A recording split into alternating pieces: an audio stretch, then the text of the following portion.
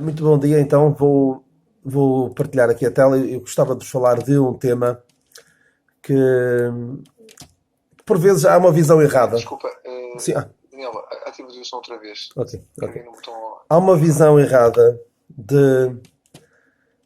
do que é que o Senhor Jesus Cristo é e do que é que o Senhor Jesus Cristo disse. E gostava de meditar um pouco convosco hoje sobre o que é que o Senhor Jesus Cristo disse sobre determinados assuntos. Claro que o mundo tem muito aquela visão do Jesus que é um tipo porreiro, passa a expressão, que está aqui só para nos ajudar, para nos ajudar a resolver os nossos problemas, que nos aceita de forma incondicional, que não nos vai julgar, não nos vai condenar, mas é aquele amigo que nos dá um abraço em todas as circunstâncias da vida. Nunca nos vai reprovar, aceita-nos sempre tal como nós somos, independentemente daquilo que nós façamos. Mas, e há aquela expressão que às vezes se diz, mas Jesus nunca falou sobre isto. Há um tema em particular que algumas pessoas dizem, Jesus nunca falou contra a homossexualidade, por exemplo. Mas vamos ver o que é que ele diz. Eu gostava de me deter com as palavras do Senhor Jesus Cristo, o que ele disse literalmente. Porque, assim, também é preciso ver que ele inspirou toda a palavra de Deus. Mas há pessoas que não entendem isso. Que só veem, o Senhor Jesus não disse isto, portanto, ele não se pronunciou contra o assunto. E há um grande risco que as pessoas têm de crerem no Cristo errado. E o apóstolo Paulo chamou a atenção para isso. Se alguém for pregar-vos outro Jesus que nós não temos pregado, com razão o sofrereis. Há um grande perigo e há uma grande... há o perigo e as consequências são graves para quem acreditar num Jesus diferente do que é bíblico. E há muitas pessoas que creem num Jesus sem nenhuma base bíblica. Acham que Jesus é assim, no fundo criam um Deus à sua imagem e à sua semelhança. Isso é idolatria. E o Senhor Jesus Cristo, a dada altura, diz: quem crê em mim, como diz a Escritura. Ou seja, é preciso crer nele, não de acordo com a ideia que eu criei dele, mas de acordo com o que a palavra de Deus diz. Devemos ir sempre à Bíblia ver o que ele diz. E ele próprio, a dada altura, quando um doutor da lei lhe perguntou que é necessário que eu faça para herdar a vida eterna, ele disse: que está escrito na lei? Como lês? E nós devemos ir sempre à Bíblia ver o que é que ele diz. Porque criar um Jesus à nossa imagem é, de facto, idolatria. Deus criou o homem à sua imagem, mas hoje muitos querem criar um Jesus à sua imagem. E há esta expressão: Jesus nunca falou contra certas coisas. Mas a dada altura o apóstolo Paulo diz: as coisas que vos escrevo são mandamentos do Senhor. E ele também diz que o evangelho que recebeu, em Gálatas 1, diz: o evangelho que recebi, não recebi por homem algum, mas pela revelação de Jesus Cristo. E tudo, lá está, tudo o que está escrito foi escrito por ele. Mas o que é que o Senhor Jesus Cristo diz sobre o assunto, nas suas próprias palavras? Vamos ver alguns exemplos. Eu aqui quero dizer-vos o seguinte: se o Senhor Jesus Cristo diz uma determinada coisa, nós temos de acreditar no que ele diz. Não vamos ter a ideia de que ele disse aquilo, mas não é bem assim. Não o podemos tratar como alguém que disse uma determinada coisa, mas nós não o podemos levar à letra. O Senhor Jesus Cristo não é, nem de perto nem de longe, não é o Donald Trump em que nós ouvimos-lo a dizer uma coisa e pensamos: ele disse aquilo, mas ele não quer dizer bem aquilo. Eu percebo a ideia dele, mas não podemos levá-lo à letra. Podemos levá-lo a sério, mas não levá-lo à letra. Mas o Senhor Jesus Cristo não só devemos levar a sério, como levá-lo à letra. Se ele diz algo, nós devemos acreditar no que ele diz. Por exemplo, sobre a criação ou a evolução. E os nossos jovens são bombardeados nas escolas e em tudo, e todos nós, em tudo quanto vemos na comunicação social, sobre a criação ou evolução.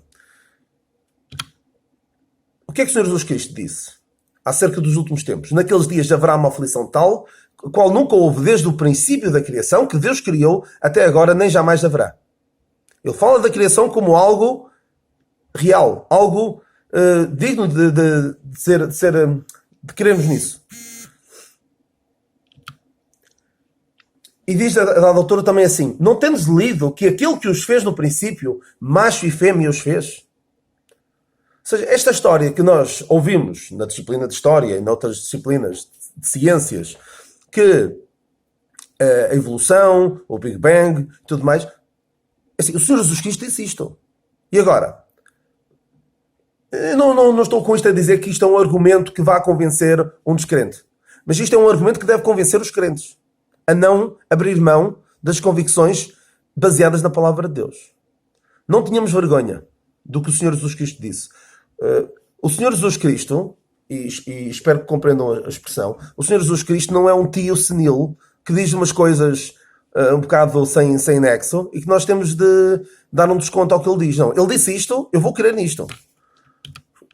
Em quem é que eu vou acreditar? No que ele diz ou no que diz a ciência? E aqui há uma frase que eu gosto bastante de um irmão nosso que ele dizia assim: o meu professor de ciências disse uma vez que muito do relato de Gênesis é falso.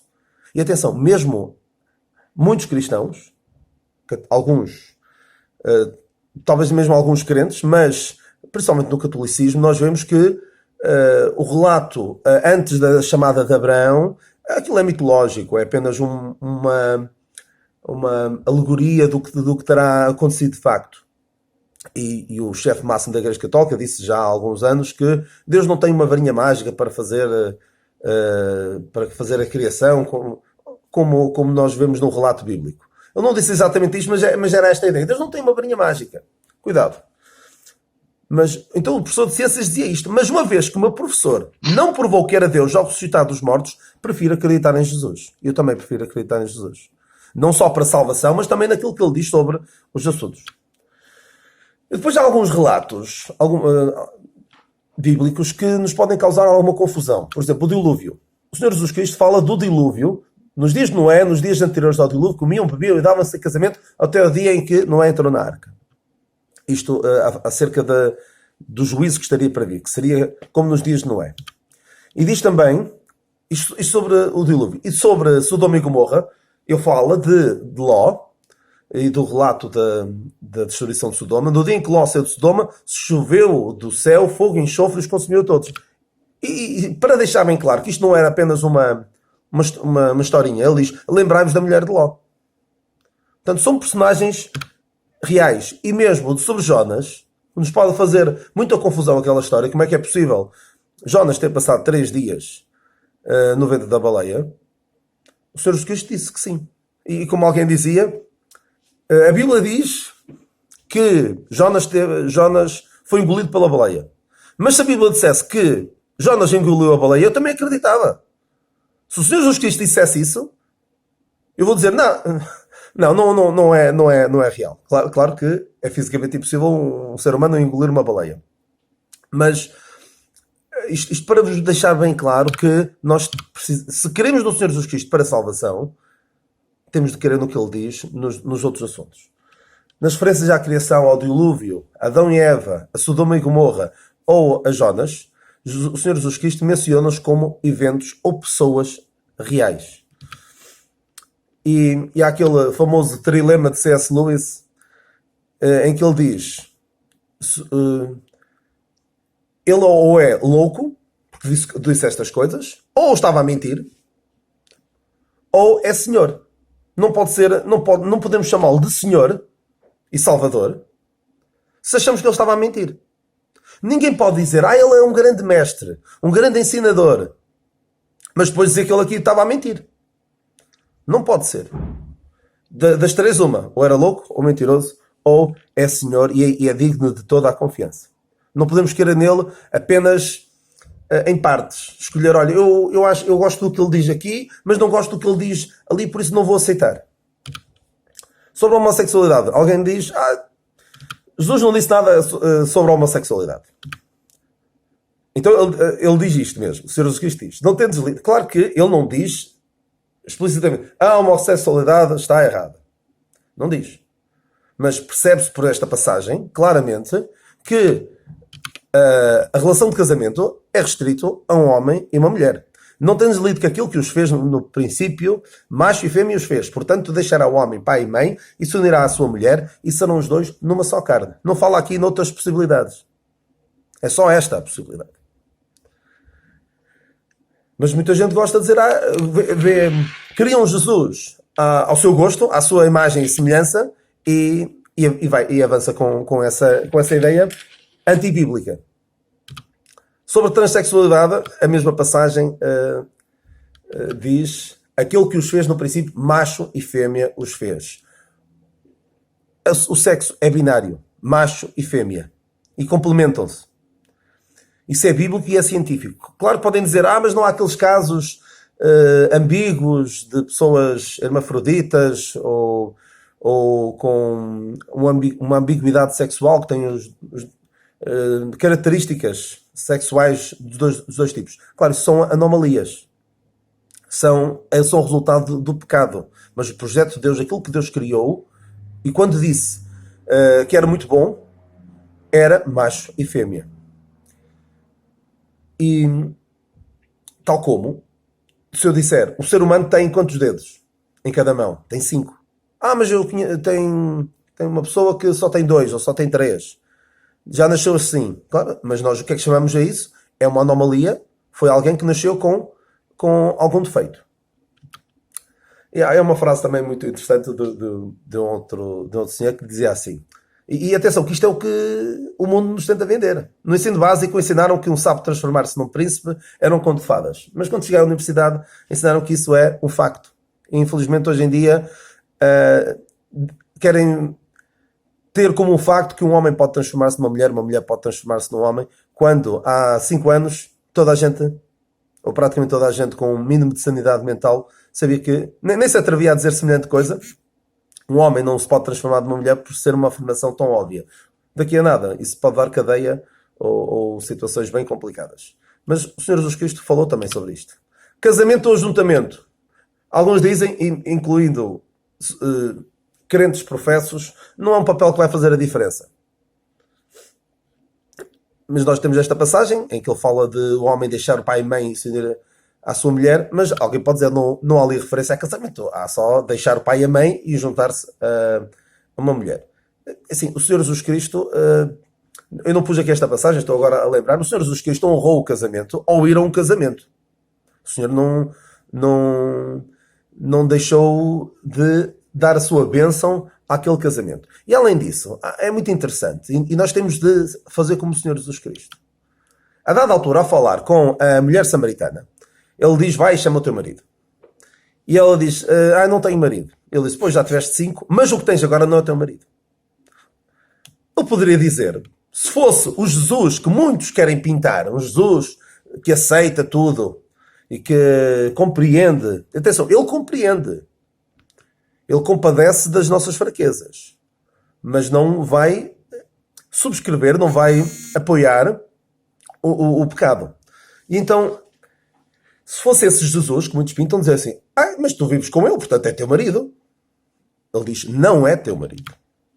Ele deixa bem claro que a mera coabitação não equivale a casamento. Sobre o divórcio e o casamento, é um tema também com algo polémico, mas ele diz assim não são mais uma só carne, portanto o que Deus ajuntou não separa o homem. E qualquer que deixa a sua mulher e casa com outra, adultera. E aquele que casa com a mulher repudiada pelo marido, adultera também. Ele também se refere ao divórcio e ao recasamento. Claro que depois há aquela passagem de, por causa da prostituição. E alguns usam esse argumento para dizer que se houver traição, se pode voltar a casar, mas isso é um tema mais... demoraria mais tempo, mas... pelo que percebo daquele contexto e da palavra de Deus, não é uma desculpa para poder casar, separar-se e voltar a casar. Luxúria e pornografia. Também fala sobre isso? Fala. Porque às vezes há aquela ideia de que Jesus veio e apresentou uma maneira mais soft de ver a lei de Deus. Mas recordam-se que ele diz assim, lembram-se do que dizia... Ouviste que foi dito aos antigos, não cometerás adultério. Mas ele põe a fasquia ainda mais alto. Eu não baixo a fasquia. O Senhor Jesus Cristo não vem aqui e diz, realmente isto é muito complicado de cumprir a lei, deixem lá isto, não vamos levar aquilo muito a sério. Ele sempre diz sobre o, ele sempre se manifesta contra o pecado e sobre